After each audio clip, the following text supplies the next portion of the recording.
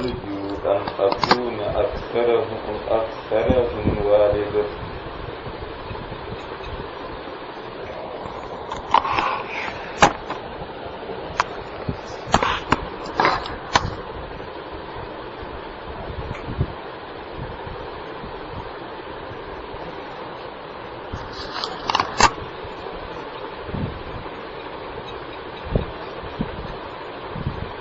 لوگوں میں یہ غلط فہمی ہے، لوگ ایسا سمجھتے ہیں کہ قیامت کے دن میدان محشر میں حوض کوثر صرف نبی پاک صلی اللہ تعالی علیہ وسلم کے لیے ہو. یہ غلط فہمی ہے، صحیح نہیں. میدان محشر میں ہر نبی کے لیے حوض ہو.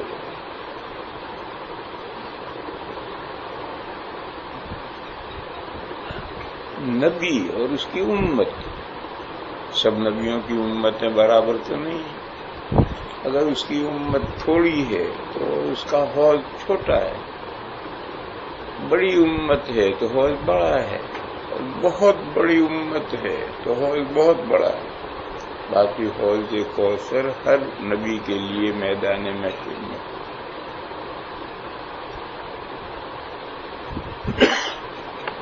اس سلسلے کی حدیث ہے، نبی پاک صلی اللہ علیہ وسلم نے فرمایا کہ آخرت میں ہر نبی کا ایک حوض ہو. ان لکل نبی حوضا، آخرت میں ہر نبی کا ایک حوض ہوگا، اور ان کے درمیان اس پر فخر ہوگا کہ ان میں سے کس کے پاس پینے والے زیادہ آتے ہیں. تمام نبیوں میں کمپٹیشن چلے گا، فخر و مباحثت چلے گا، کس کے پاس پینے والے زیادہ آتے ہیں. پینے والے زیادہ کس کے پاس آئیں گے؟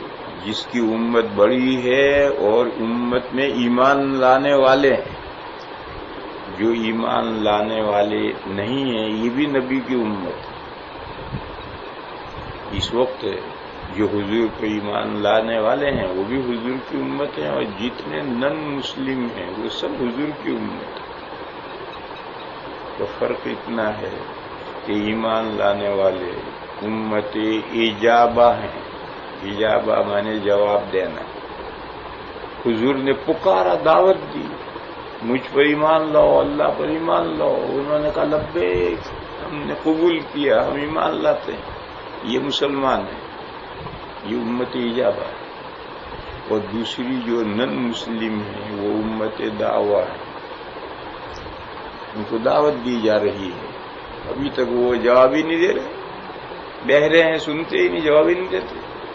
بہرحال ان کو بھی حضور کی طرف سے دعوت دی جا رہی ہے حضور پر ایمان لانے کی، اور وہ بھی مومن. بس ہر نبی کے حوض پر اس کی امت کے لوگ ہی آئیں گے، اور امت میں سے بھی مومنین صادقین سچے مومنین ہی آئیں گے، کافر اور منافق نہیں آئیں گے. تو میدان محشر میں انبیاء کے درمیان میں کمپٹیشن ہونا کہ کس کے حوض پر زیادہ پینے والے آتے ہیں،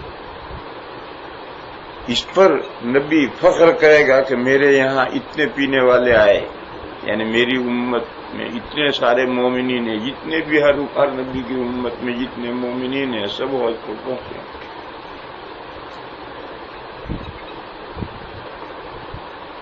دیکھو کمپٹیشن اچھا بھی ہے برا بھی ہے. اچھے کام میں کمپٹیشن اچھا ہے، برے کام میں یا نکمے کام میں جو برا بھی نہیں اچھا بھی نہیں اس میں کمپٹیشن برا ہے، اور اچھے کام میں کمپٹیشن اچھا ہے. قرآن کریم میں ہے وَفِي ذَلِكَ فَلْيَتَنَافَسِ الْمُتَنَافِسُونَ.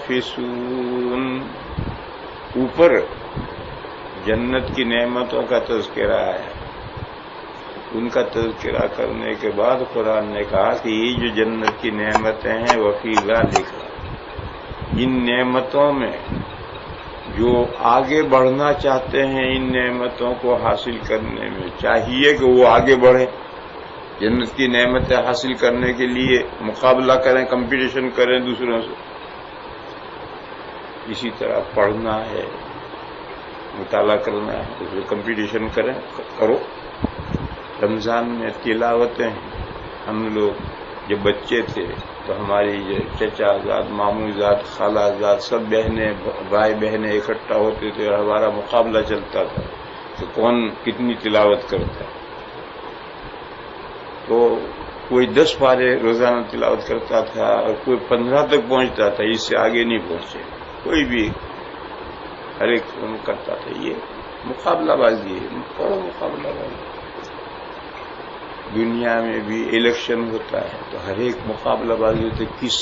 صرف جیت گیا اتنا ہی مطلوب نہیں ہوتا، کتنے ووٹوں سے جیتا یہ بھی مطلوب ہے، اور اس کے لیے بھی ایڑی چوٹی کا زور لگاتے ہیں. تو ہر ایک نبی کے حوض پر امتی پینے والے آئے اتنا ہی مطلوب نہیں ہے، کس نبی کی حوض پر کتنے زیادہ پینے والے آئے اس میں بھی حضور نے فرمایا کہ فخر ہوگا، اس پر فخر ہوگا. فخر ہوگا مانے کمپٹیشن ہوگا. وَأَنَّهُمْ لَيَتَبَاهُونَ أَيُّهُمْ أَكْثَرُ وَارِدَةً،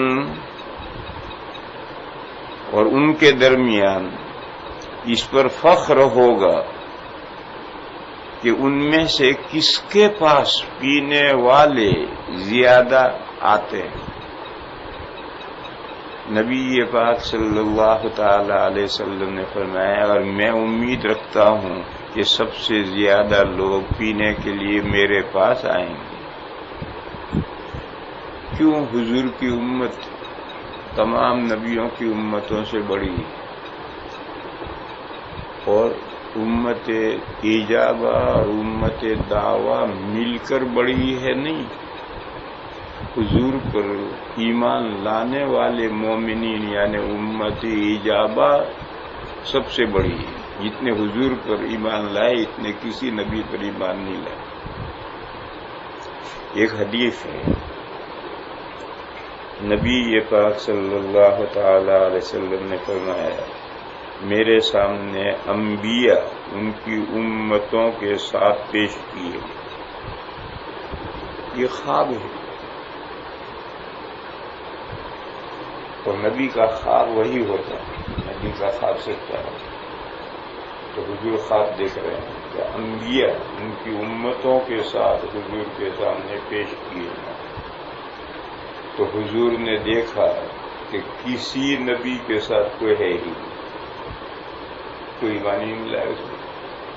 کسی نبی کے ساتھ میں 2 آدمی ہیں، کسی نبی کے ساتھ 5 آدمی ہیں، کسی نبی کے ساتھ 7 آدمی ہیں، کسی نبی کے ساتھ 70 آدمی ہیں.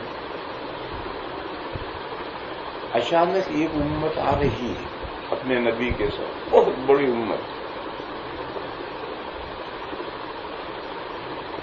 تو حضور نے دل میں یہ خیال کیا کہ یہ میری امت ہو سکتی، اتنی بڑے لوگ اتنے بڑے ہیں تو میری امت ہو سکتی.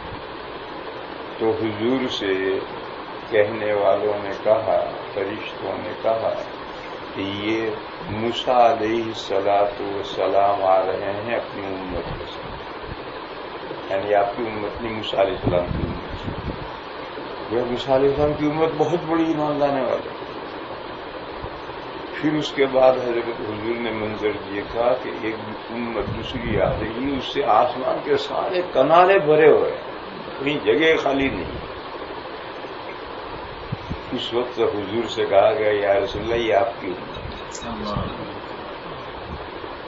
تو جو امت حضور پر بہت بڑی ہے، ایمان لانے والے بہت زیادہ ہیں، تو حوض کوثر پر آنے والے بھی بہت زیادہ ہوں.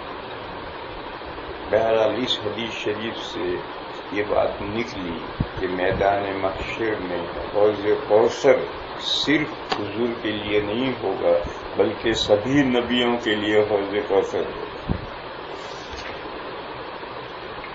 ایک حدیث میں ہے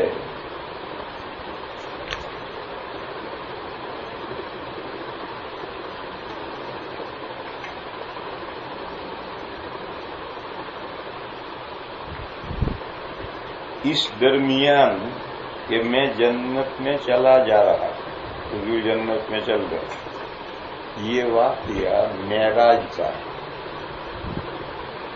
معراج میں جنت اور جہنم وزٹ کروائی گئی، دکھائی گئی حضور، اور معراج 6 مرتبہ ہوئی۔ ایک مرتبہ جو معراج ہے وہ بہت بڑی ہوئی ہے اور جس کا قرآن میں حدیثوں میں ذکر ہے، اور اس کے علاوہ 5 مرتبہ منامی معراجیں ہوئی ہیں، نیند میں حضور کو آسمانوں سے اوپر لے جایا گیا، تو یہ کسی منامی معراج کا ذکر ہے۔ اس درمیان کہ میں جنت میں چلا جا رہا تھا، میرا گزر ایک نہر پر ہوا، جنت میں چلتے چلتے نہر آئی، اس کے دونوں جانب اندر سے خالی کیے ہوئے موتیوں سے تھے۔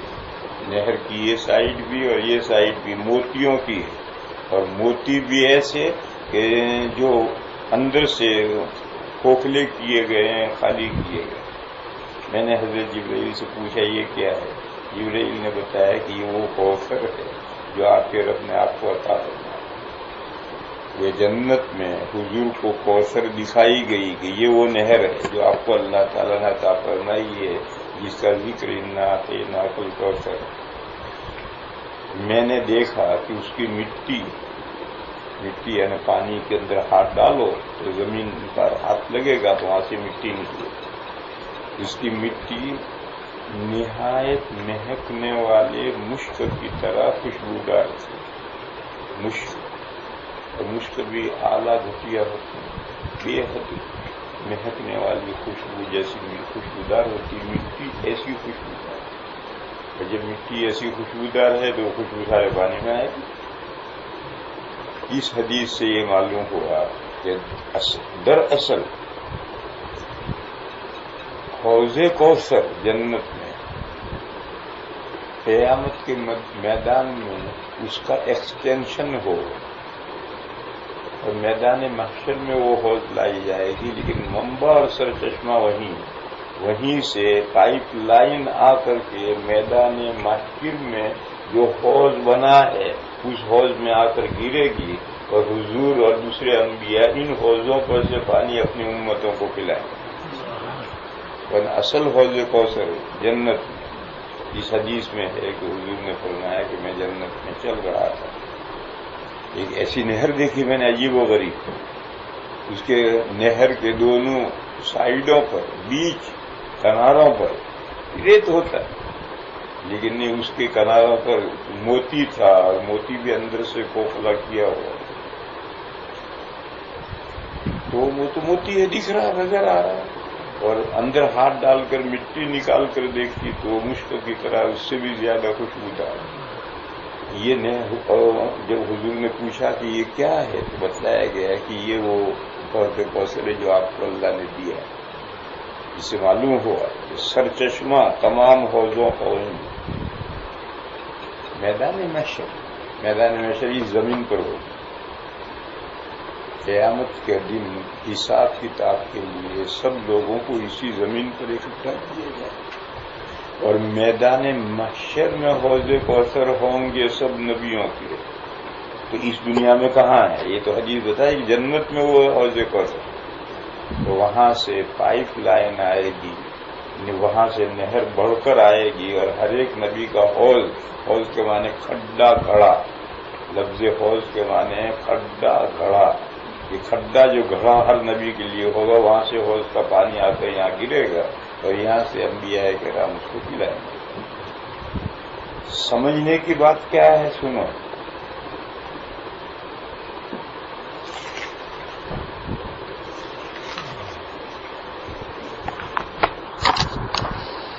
سمجھنے کی بات یہ ہے کہ حوضے کو یہ مضمون حضرت شاہ ولی اللہ صاحب علیہ الرحمٰن حجت اللہ نے لکھا کہ حوضے کوثر سنت نبوی کی تمثال ہے پیکر محسوس. سنت طریقہ، سنت نبی پاک صلی اللہ علیہ وسلم کا جو طریقہ ہے اس طریقے کا یہ پیکر محسوس ہے. پیکر مانے صورت، محسوس مانے نظر آنے والی صورت. بس اس دنیا میں جو حضور کے طریقے پر چلا ہے وہ حوض کوثر پر پہنچے گا اور وہاں سے اس کو جام شراب ملے گا. اور جو دنیا میں حضور کے طریقے پر نہیں وہ حوض کوثر پر پہنچے گا. جانا چاہے گا فرشتے روک دیں گے، ہٹو، لائن آ رہی ہوگی، بھیڑ نہیں آ رہی ہوگی، بھیڑ نہیں آ رہی ہوگی، کیوں آ رہی ہوگی. اس کیوں میں سے فرشتے خاص خاص لوگوں کو ہاتھ پکڑ کر کیوں سے نکال دیں گے دائیں، کسی کو بائیں نکال دیں گے. وہ کیوں کے دائیں بائیں فرشتوں کی لائن ہے. وہ اس لائن میں سے کچھ لوگوں کو ادھر کا فرشتے نے پکڑ کر دائیں نکال دیا، ادھر کے پکڑنے بائیں نکال.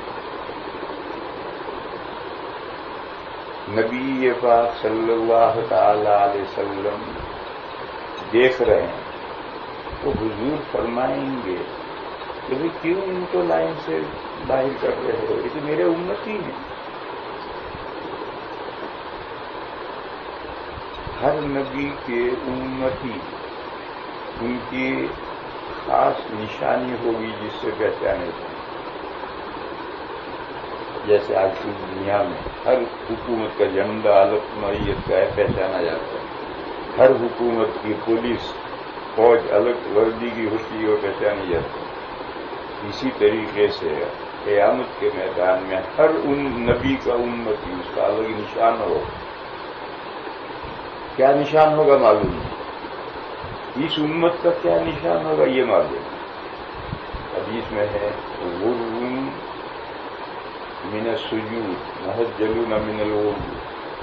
چہرہ تو نماز پڑھنے کی وجہ سے چمک رہا ہے اور ہاتھ اور پاؤں وضو کرنے کی وجہ سے چمک رہے ہیں. یہ اس امت کی نشانی، اس سے پہچان لیا جائے گا یہ حضور کا امت ہے. اسی طرح سے ہر نبی کے لیے ہر نبی کی امت کی الگ نشانی. تو نشانیاں نہیں بیان کی گئی. میدان قیامت میں جائیں گے تو پتہ چلے گا کہ موسیٰ علیہ السلام کی امت کی نشانی کیا ہے، نوح علیہ السلام کی نشانی کیا ہے. سارے نبیوں کی امتوں کی نشانیاں بیان کرنا مقصود تھوڑی ہے. حضور کی امت کی کیا نشانی ہوگی بتائیے. مگر نشانی ہر امت کے لیے ہوگی جس سے وہ پہچانے جائیں. تو حضور فرمائیں گے کہ بھئی میرا امت ہی ہے، اس کو لائن میں سے کیوں نکال رہے ہیں. تو فرشتے جواب دیں گے یا رسول اللہ آپ کو پتہ نہیں ہے، آپ کے دنیا سے چلے آنے کے بعد یہ بدل گئے تھے، آپ کے طریقے پر نہیں رہے. تو حضور نے فرمایا میں کہوں گا سوختن سوختن، درو درو، دور ہو دور ہو دور ہو.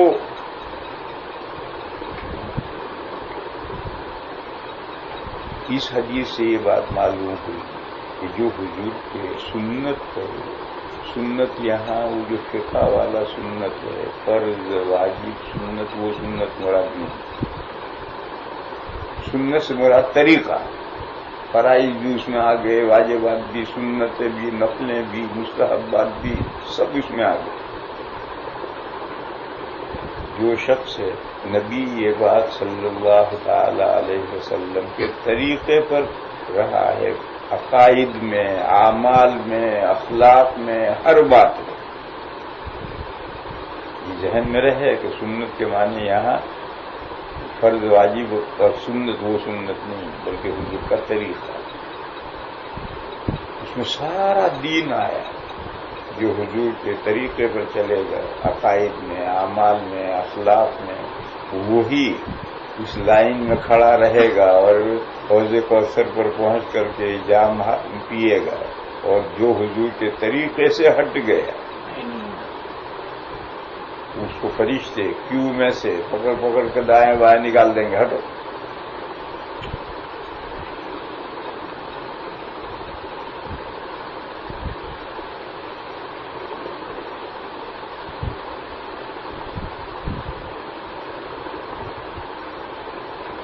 ایک آیت ہے، کنتم خیر امۃ اخرجت للناس تأمرون بالمعروف وتنہون عن المنکر وتؤمنون باللہ۔ اللہ نے فرمایا صحابہ کو خطاب کر کے، اللہ نے صحابہ کو مخاطب بنا کر فرمایا ہے کہ تم بہترین امت جو لوگوں کو فائدہ پہنچانے کے لیے وجود میں لائے گئے، کنتم خیر امۃ اخرجت للناس، جب لوگوں کو فائدہ پہنچانے کے لیے وجود میں لائے گئے ہو تو تمہیں 3 کام کرنا ہے۔ اچھی باتوں کا لوگوں کو حکم دو، بری باتوں سے لوگوں کو روکو، اور اللہ پر ایمان لاؤ اور اس پر ایمان لانے کی لوگوں کو دعوت دو۔ تمہیں یہ 3 کام کرنے ہیں۔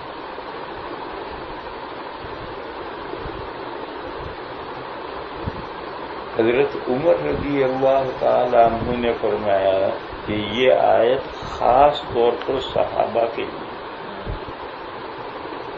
آج دنیا میں جو حضور کی امت ہے سارے کنتم خیر امت کا مصداق تھوڑے ہیں۔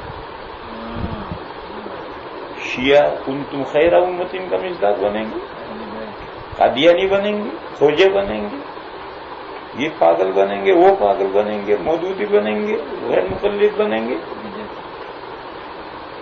جب وہ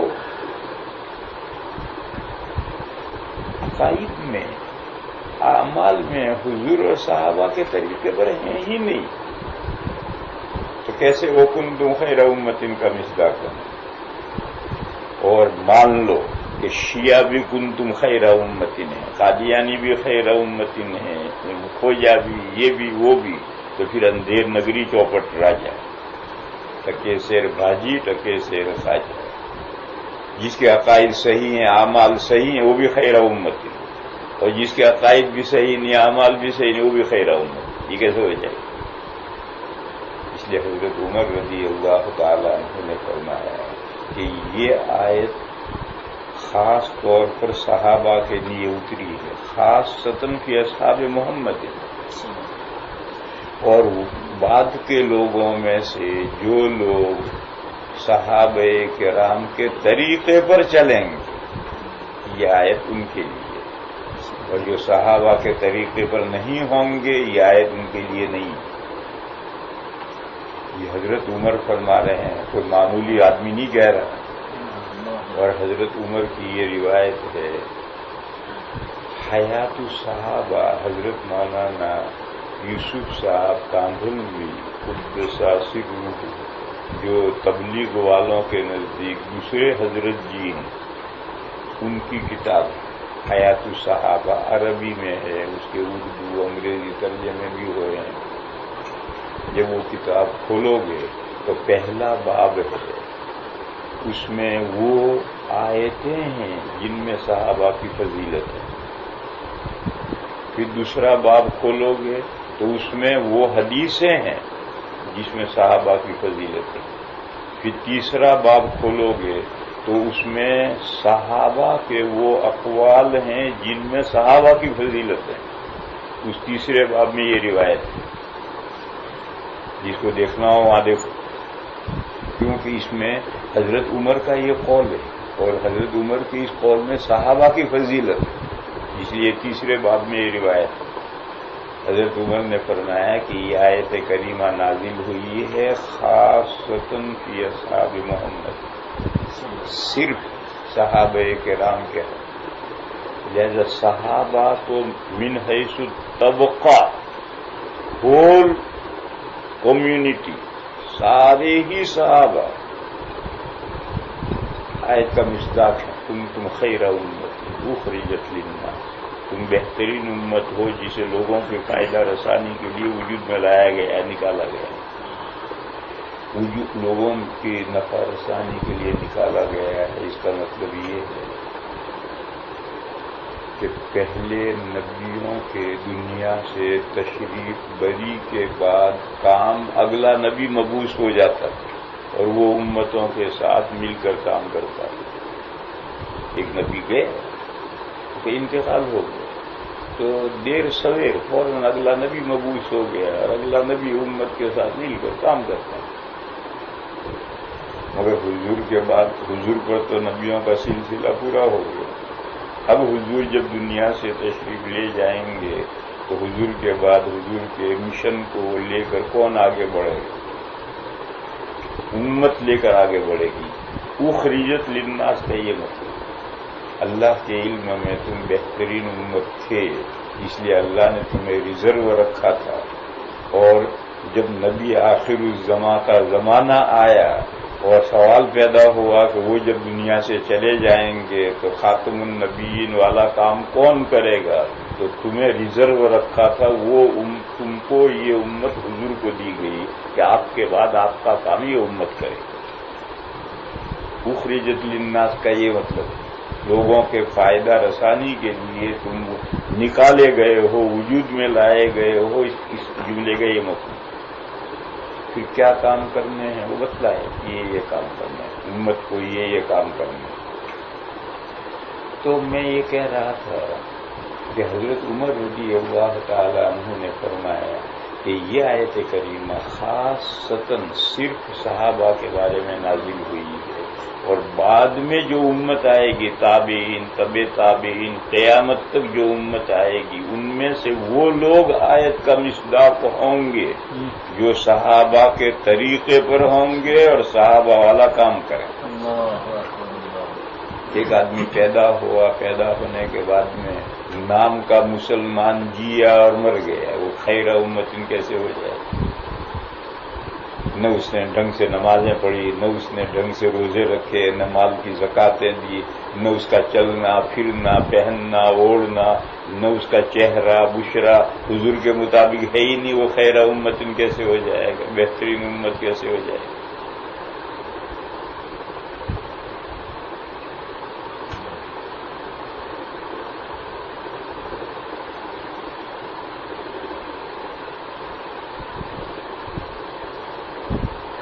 جو حضرت عمر نے فرمایا کہ بعد میں جو امت قیامت تک امت آئے گی ان میں سے جن کے عقیدے صحیح ہیں صحابہ کے مطابق، اگر عقیدے صحابہ سے ذرا بھی ہٹے ہوئے وہ خیر امت نہیں. اور عقیدے کے بعد اعمال دو قسم کے ہیں، ذاتی اور دوسروں کو نفع پہنچانے والا عمل. میں ایمان لایا ہوں، نماز پڑھتا ہوں، میرا ذاتی عمل ہے، یہ بھی مطلوب ہے. اور میں دوسرے بندوں پر محنت کروں، ایمان لاؤ نمازیں پڑھو. صحابہ صرف ذاتی عمل نہیں کرتے تھے، دونوں طرح کے عمل کرتے. صحابہ صرف اپنی ذات کے لیے عمل نہیں کرتے، دونوں طرح کے عمل کرتے تھے. صحابہ اگر صرف اپنی ذات کی طرح سے عمل کرتے ہوتے تو آج آپ نیو یارک میں مسلمان بیٹھے نہ ہوتے، اسلام وہیں جزیرۃ العرب تک ہوتا، وہاں سے آگے بڑھا ہی نہ ہوتا. یہ تو صحابہ تھے حضور کی وفات تک، تو حضور کے پاس صحابہ جمع رہے. وہ حضور دنیا سے تشریف لے گئے، کوئی ایسٹ کی طرف نکل گیا، کوئی ویسٹ کی طرف نکل گیا، کوئی نارتھ کی طرف نکل گیا. ساؤتھ کی طرف تو دنیا تھی نہیں، آج بھی نہیں، سمندر ہے. ایسٹ کی طرف چائنا تک آبادی معلوم تھی، ویسٹ کی طرف افریقہ کے آخری حصے تک معلوم تھی، اور نارتھ کی طرف رومن امپائر ایرانین گورنمنٹ تھی، وہ بھی معلوم تھی. تو کچھ بندے ادھر نکل گئے، کچھ بندے ادھر نکل گئے، کچھ بندے ادھر نکل گئے، اور حضور کی وفات کے بعد 50 سال کے اندر اس وقت جو دنیا معلوم تھی اس دنیا کے آخری کنارے تک اسلام پہنچا دیا. ادھر جو چلا چائنا تک پہنچ گیا، ادھر جو چلا افریقہ کے آخری کنارے تک پہنچ گئے، ادھر جو چلا جہاں تک جا سکتا تھا وہاں تک پہنچ گئے. 50 سال ہوتے گیا. 50 سال میں صحابہ کی جماعت نے حضور کے لائے ہوئے دین کو پوری دنیا میں پہنچا دیا. ماننا نہ ماننا لوگوں کا کام ہے، لیکن وہ پہنچ گئے. بیوی بچوں کو سب کو وہیں چھوڑ کر جو جدھر صحابی نکل گیا وہ نکل گیا، وہیں مرکب گیا، واپس لوٹ کر نہیں آیا. وہیں انہوں نے جا کے شادیاں کر لی، وہیں جا کر اولاد ہوئی.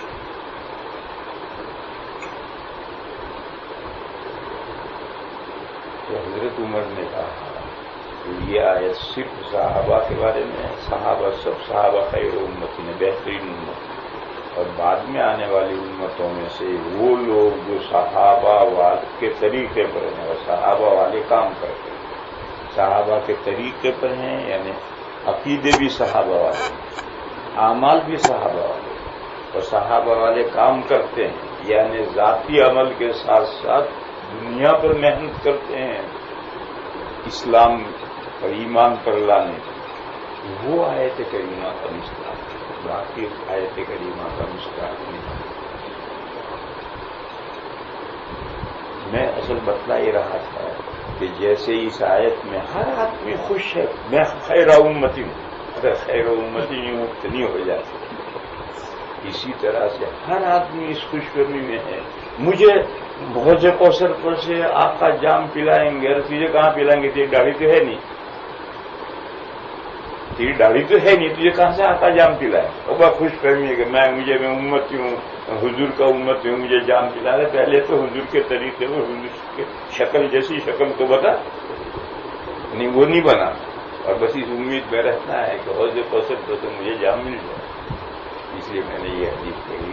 یہ غلط فہمی، دو غلط فہمی. یہ غلط فہمی یہ کہ صرف حضور کے لیے حوض کوثر نہیں، ہر نبی کا حوض کوثر.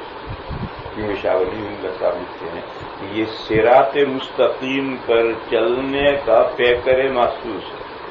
جو اس دنیا میں صراط مستقیم پر چلا ہے میدان محشر میں حوض پر سے جام اسی بندے کو ملے. اور جو حضور کے اور صحابہ کے طریقے پر نہیں ہے، عقائد اور اعمال میں ان کے طریقے پر نہیں ہے، فرشتے کیوں میں سے اسے پکڑ پکڑ کے دائیں بائیں نکالتے. اور وہ کہیں گے، جب حضور کہیں گے میرے امتی ہیں، تو وہ کہیں گے کہ یا رسول اللہ آپ کے تشریف لانے کے بعد میں یہ آپ کے طریقے پر رہے ہی نہیں تھے، لہذا یہ نہیں آئیں گے، ان کو پکڑ پکڑ کے نکال دیا. دوسری غلط فہمی یہ تھی کہ حوض کوثر صرف حضور کے لیے ہے. یہ حدیث میں بتایا کہ نہیں، ہر نبی کے لیے حوض کوثر صرف حضور کے لیے نہیں. اس حدیث کا سبق کیا ہے میرے بھائی؟ اس حدیث کا سبق یہ ہے اپنے عقیدے صحیح کو، صحابہ والے عقیدوں پر آؤ. اس میں ذرا بھی کجی اور ٹیڑھا پن رہا تو حوض کوثر تو نہیں پہنچ سکتے. سب سے پہلے اپنے عقیدوں صحیح کرو، صحابہ والے عقیدے، پھر اپنا ذاتی عمل بھی صحیح کرو اور دین کی پھیلانے کے لیے، دین کے لیے محنتیں بھی کرو. یہ دو چیزیں، عقیدے صحیح ہوں گے، ذاتی عمل صحیح ہوگا، امت پر محنت ہوگی، تو لائن میں کھڑے ہو کر کے حوض کوثر پر پہنچیں گے اور آقا دو جہاں کے ہاتھ سے جام پیے گا، ورنہ نہیں ملے گا.